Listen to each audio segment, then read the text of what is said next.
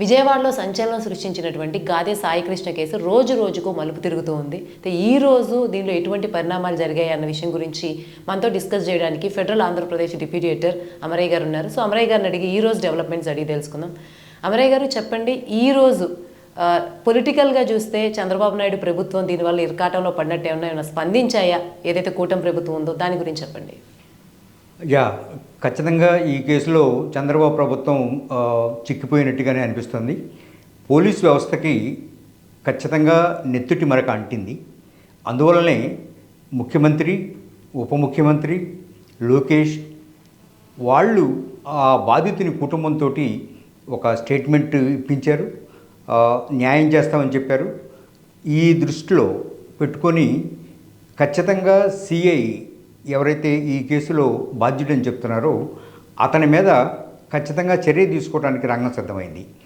ఈవేళ జరిగిన ఒక పెద్ద పరిణామం ఇది. సిఐ నాగరాజుని ఏ క్షణంలోనైనా అరెస్ట్ చేయడానికి రంగం సిద్ధమైంది.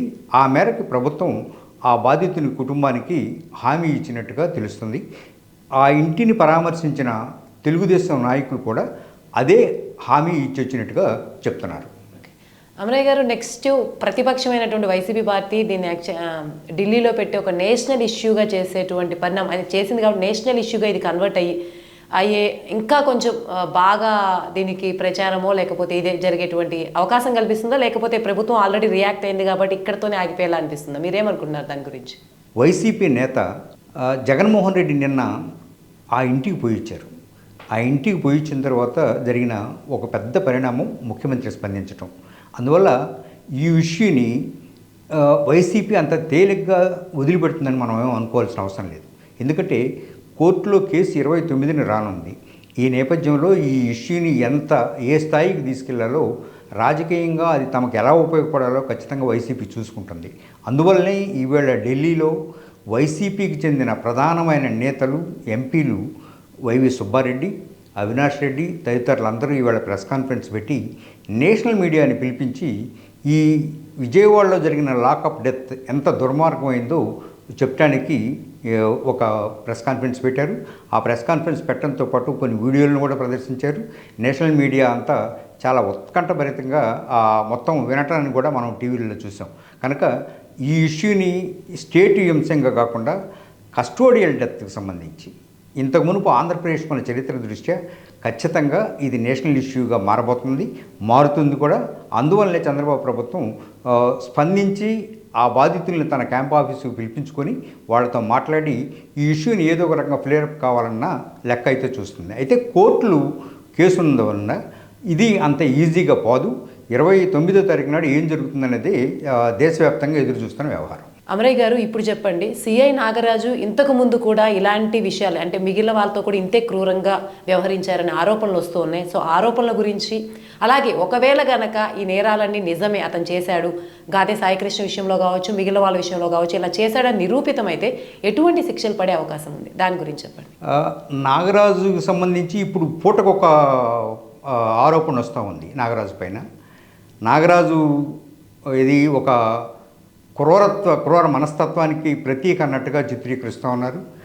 నాగరాజు చేతిలో ఎవరైనా చిక్కినట్టయితే అది వాళ్ళ కాళ్ళు వేళ్ళు ఇట్లా నరికటం, లేదా గోళ్ళు గుచ్చటం, గోళ్ళల్లో సూదులు గుచ్చటం, 3rd డిగ్రీకి నాగరాజు మారుపేరుగా, పోలీస్ చిత్రహింసకు మారుపేరుగా నాగరాజుని ఇప్పుడు అభివర్ణిస్తూ ఉన్నారు. ఇదే సమయంలో నిన్న సాయంత్రం విడుదలైన అశోక్ కుమార్ వీడియో ఇప్పుడు నాగరాజు మెడకు చుట్టుకుంది. అది ఎట్లాంటిదంటే, అతను ఒక దళితుడు. ఆ దళితుడికి సంబంధించి ఒక 3 ఏళ్లుగా అతను ఆటో డ్రైవర్ అనమాట. ఆ ఆటో డ్రైవర్ని ప్రతినిత్యం తన ఇంటికి పిలిపించుకోవడం, లేదా తన పనులు చేయకపోతే అతన్ని హింసించడం ఇట్లా చేస్తూ ఉన్నాడంట. ఆ నేపథ్యంలో ఆ కుర్రాడు మనం పొలంలో జల్లే ఈ పురుగు మందుల గుళికల్ని మింగి ఆ కుర్రాడు ఆత్మహత్య చేసుకున్నట్టుగా తెలిసింది. అట్లానే ఆ మేరకు వీడియో కూడా రిలీజ్ అయింది. ఇప్పుడు ఇది కోర్టులు తీసుకోబోయే పెద్ద ఎవిడెన్స్. ఈ ఎవిడెన్స్ కనుక నిరూపితమైతే నాగరాజుకి ఇక జీవిత ఖైదు పడే కూడా అవకాశం ఉంది. నాగరాజు విజయవాడలోనే ఏఎస్ఐగా, ఎస్ఐగా పనిచేసిన వాడు. అలాంటి వాడు మొదట్లో సౌమ్యుడిగా ఉండేవాడిని, తర్వాత క్రూరత్వానికి మారుపేరుగా ఇచ్చేసాడని తెలుస్తుంది. ఇప్పుడు ఆయన మీద నిన్న సాయి కృష్ణ వాళ్ళ అమ్మ పెట్టిన కేసు ఎఫ్ఐఆర్ నమోదైంది. అది హత్య కేసుగా కూడా ఇచ్చారు. ఇవాళ ఆమె ఇంటికి పోలీసు అధికారులే వెళ్ళి స్వయంగా ఆమెకి ఎఫ్ఐఆర్ కాపీ కూడా ఇచ్చిచ్చారు. అందువల్ల సాయి కృష్ణ కేసులో సిఐ నాగరాజుని అరెస్ట్ చేయడం అనివార్యం. ఖచ్చితంగా జైలుకి పంపిస్తారు. బయలుకి పంపించిన తర్వాత ఆ తర్వాత ఇతనికి ఏ శిక్ష పడుతుంది అనేది కోర్టులు నిర్ధారిస్తాయి. సో ఫైనల్ క్వశ్చన్ అమరయ్య గారు, సో ఈ మొత్తం కేసు వ్యవహారంలో మానవ హక్కుల సంఘాలు కానీ అవి కానీ ఎలా స్పందించాయి, దాన్ని మీరు ఎలా చూస్తూ ఉన్నారు?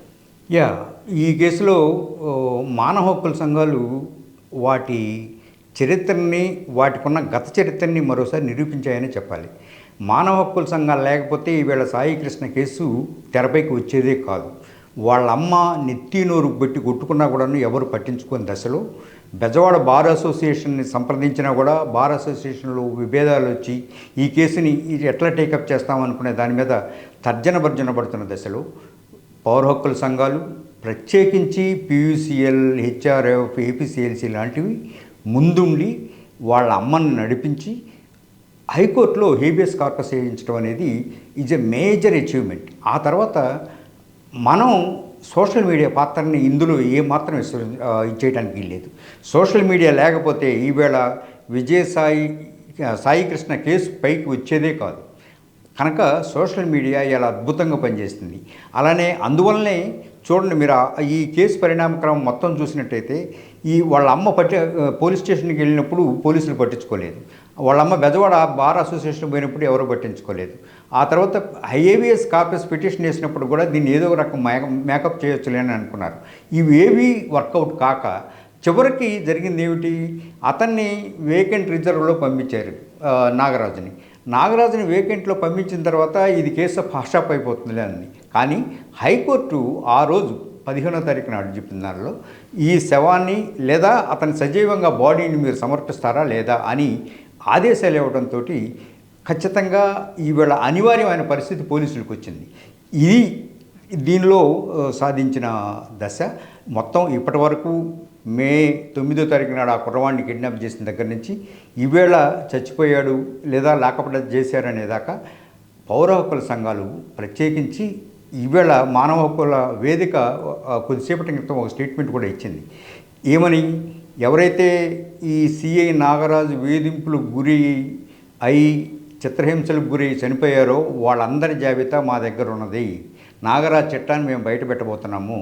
అతన్ని ఎట్టి పరిస్థితుల్లోనూ వదిలేది లేదు.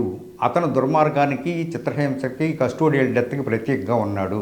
అతను నరరూప రాక్షసుడు అనే లెవెల్లో ఒక స్టేట్మెంట్ ఇచ్చారు.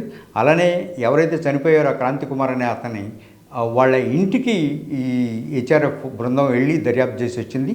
ఆ వీడియోని కూడా ఇంకొంచెంలో రిలీజ్ చేస్తారని సంగతి తెలుస్తుంది. కనుక ఈ కేసులో సిఐ నాగరాజుకి ఎటువంటి పరిస్థితుల్లోనూ దాన్ని ఏమంటాం ఇమ్యూన్ దొరికే అవకాశం లేదు. థ్యాంక్ యూ అమరయ్య గారు.